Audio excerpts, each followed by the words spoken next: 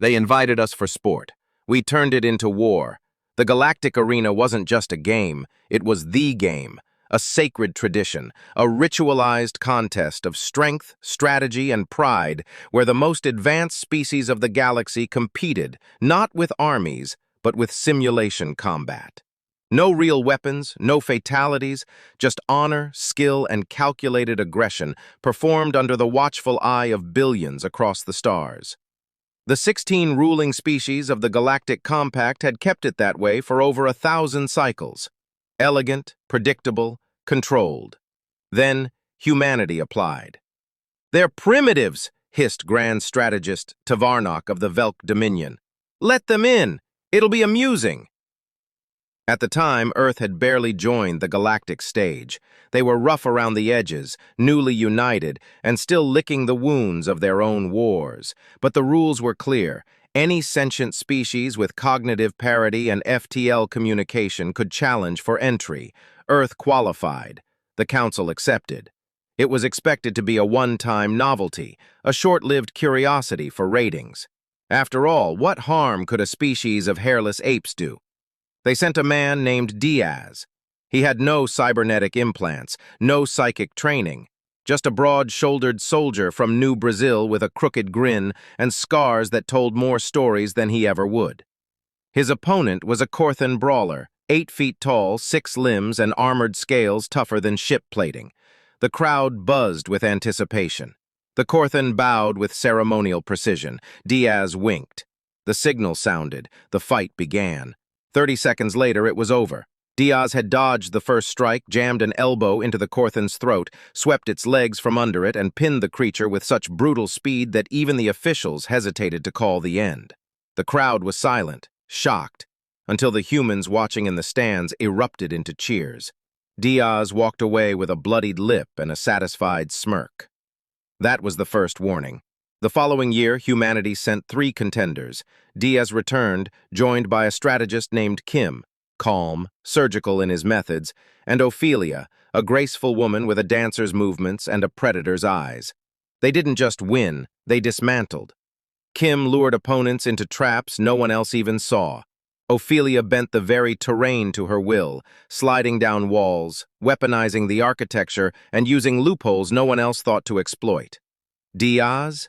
He simply continued being a force of chaos, a living storm wrapped in muscle and laughter. By year 3, humans had won 9 of the 12 events. The galaxy began to notice. What was once novelty had become domination. Commentators coined the term the Terran Surge. Some species were fascinated, others were disturbed. Whispers of concern grew in dark corners of diplomatic chambers. "They don't fight fair," hissed the Hreth ambassador. "They weaponize unpredictability." One moment cemented it all.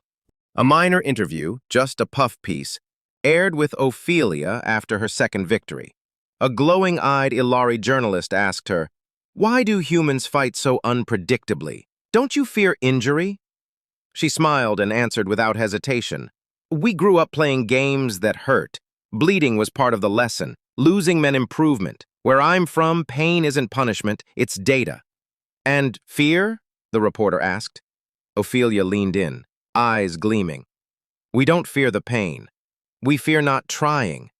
That's worse." The interview exploded across 3 systems in 4 days. In response, the Velk issued a formal complaint. The Venari Senate accused humans of emotional sabotage. The Rinth called them genetically unstable, but the galactic public adored them. Fight Like a Human merchandise sold faster than any previous campaign. Underground bets on human fighters flooded the data stream. Then came year 5. This time, Earth sent only one contestant, Elise Kwan. She wasn't a soldier, not a brawler, just a university professor in a sleek, understated exosuit, quiet, observant. Her event? The Maze of Honor, a brutal tactical challenge designed to simulate battlefield decisions under pressure. Most competitors spent weeks navigating its traps. Elise finished it in 47 minutes. She bypassed standard tactics entirely. She used gravity waves to disable traps. She mapped blind zones using her own heartbeat as sonar. She redirected enemy AI systems using logic loops. She didn't just solve the maze, she out-evolved it. When it was done, she bowed. Then she said calmly into the mic, "We don't win because we're stronger. We win because we're never satisfied with the way things are." That was the tipping point. Within hours, the Velk filed an emergency motion to the Compact Council, Motion Sigma 7, a formal vote to ban humanity from all future arena events. The vote passed, 14 in favor, 1 abstained, 1 against. When the human ambassador was told, he didn't argue. He simply smiled and said, "We understand. The galaxy asked for sport. We gave you evolution." Publicly, the ban was framed as necessary for cultural balance. Privately, everyone knew the truth. They were afraid. Afraid of what humans represented. Afraid of what might come next. Because humans didn't just fight harder, they thought differently. They weren't limited by rules. They questioned the very structure of the game. And that terrified everyone. Years later, underground arenas still stream black market human matches. Illicit videos circulate in closed data loops. Off-world academies study human tactics in secrecy. Some species even mimic Terran training, hoping to catch a glimpse of that wild edge. Meanwhile, in a quiet station orbiting a rogue moon, Diaz, Kim, and Ophelia continue training the next generation.